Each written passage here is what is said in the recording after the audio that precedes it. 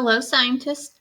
So today you are working on this learning target, and this is the learning target that we're going to be, even though we're going to be moving on from this target next week, we're still going to work on the same idea. So you might not feel like you are at our goal yet, right? You might not be at goal 3 yet, where we've met this target up here and we can explain why some traits give animals an advantage to survive. But that's okay, because we're still going to think about this all the time. Maybe you're already here at a 3.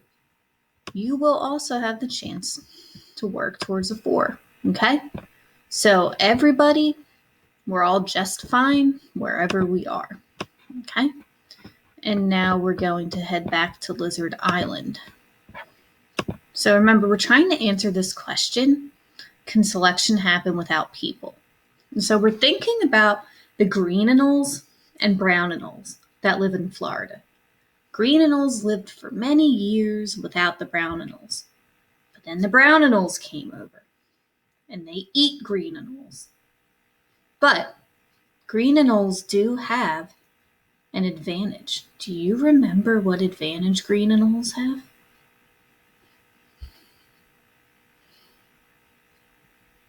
Green anoles are excellent climbers. They have way more sticky scales on their oh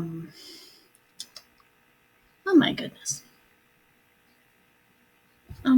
what would you call it? I'm completely blanking. Oh, Miss Hazel.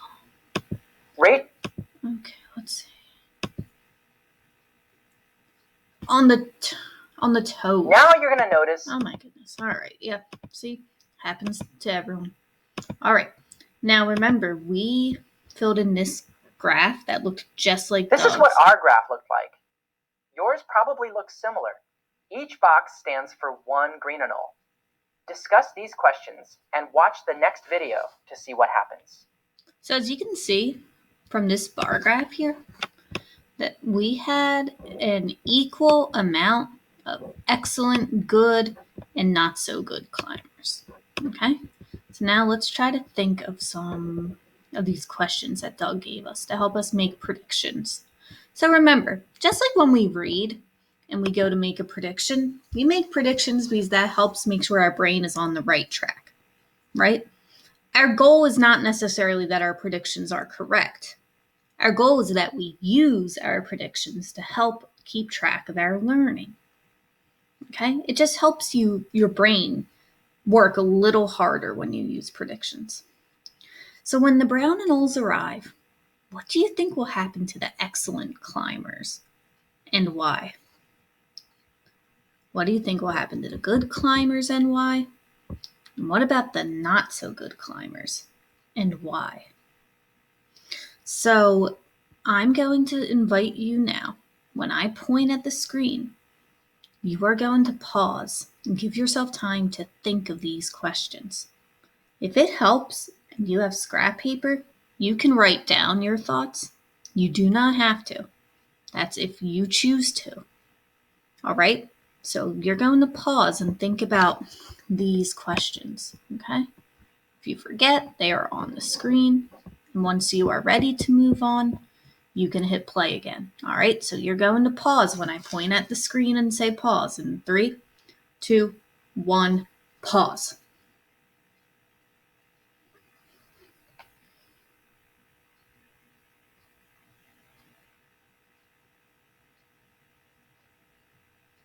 Okay, so if you were back here, then that means you should have already thought about the answers to these questions. If you have not thought about these answers yet, I need you to hit pause and come back when you have. Okay?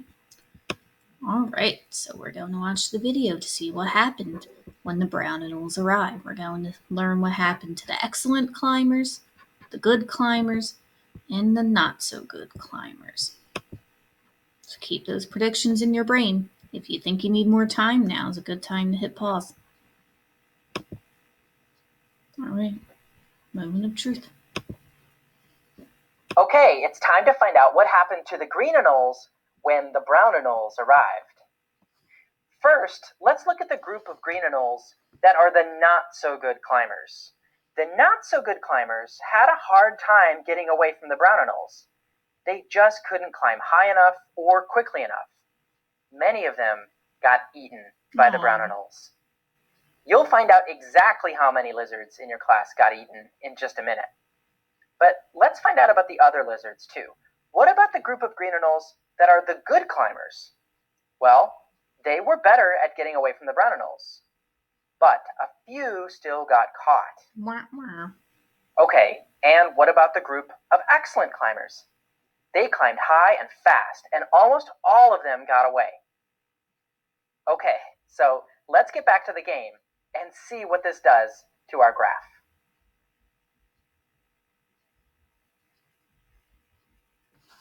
Okay, now we're going to take... Now we cannot do all of this the way that Doug is suggesting because we are not all together, unfortunately. But we're going to make the best of it. Okay? So, take away the cards. Now we're going to pretend, because we have 19 kids in this class, so if we were split evenly into groups of 3, well, we can't split 19 into groups of 3, because when I count by 3s, this is what happens. 3, 6, 9, 12, 15, 18, 21. Ooh, so 18 and 21. I stopped at 21 because that's more than 19. But 18 is not quite 19. So we're going to pretend like we have 7 in each group, okay? All right. So if we had 7 in each group of the not so good climbers, then it says only 2 would have survived. So far we have 5 classmates that didn't make it, but 2 classmates made it. All right, let's see. Okay, now we're going to take away some good climbers. Even though they could climb pretty well, remember, brown anoles still ate some of the good climbers. Right, okay. So we have 5 classmates who did not make it. Right now we have 2 standing. Let's see how many more we have standing. Okay, now take away all the odd-numbered lizards. Oh, man. Okay, so we only have 7. So this person is not there. So far, we have 2 survivors from the not-so-good climbers. And now we have 1, 2, 3 survivors. All right, we have 5 survivors so far. Okay, let's see how many excellent climbers survived. So again, we are pretending like we have 7 in our group. Brown anoles caught very few of the excellent climbers. Excellent climbers? All right, let's see. Okay, now take away cards 5 and 10. Those poor lizards got eaten, but the rest survived. Okay, so we'll take away 2, and we have 5. So 10 out of 19 of us survived. 10 out of 19. That is a little more than 50%. All right. So that'd be like half the class got eaten. Oh my goodness. Good thing we're not green anoles. The brown anoles ate lots of green anoles, but the better climbers got away. Discuss. All right. Yeah, so now we're thinking. Okay, so the best climbers are the ones who escape. Right? So what do we think will happen when those survivors grow up and have babies? What do we think will happen? How many sticky toe scales do you think they will have? So we didn't focus on that too much, so we're going to cross that out. But I just want you to think about this top question up here. What do you think will happen when the green anoles that survived grew up and have babies? So remember, Doug's telling us babies get their traits from their parents, right? So I'm going to give you time to think. All right, when I say pause, you are going to pause and think about this. And when you are ready, you'll hit play on the video. 3, 2, 1, pause.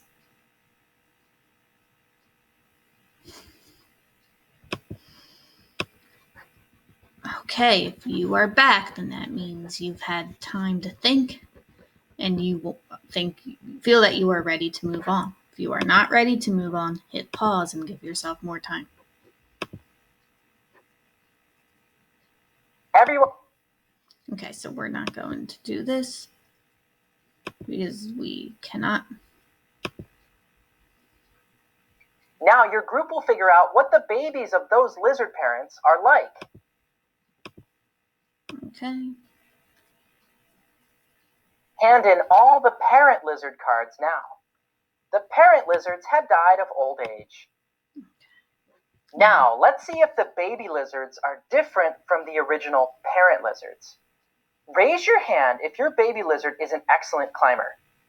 Write down the number of hands raised on the baby lizard's side of this handout. Okay, so we're going to look at what Doug's looks like.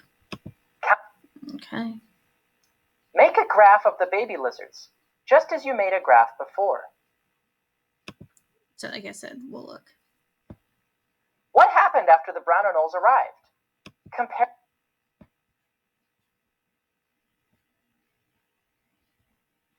Okay.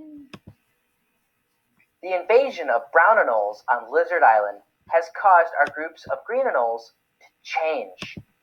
More green anoles now have more sticky toe scales than many of them did before.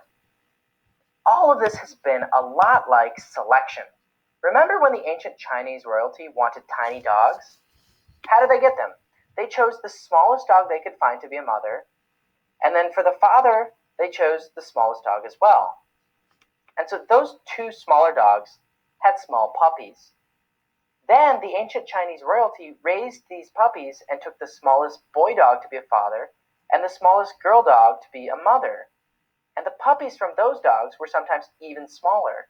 So after many generations, the baby dogs being born were now much smaller than the original medium-sized wolf dog.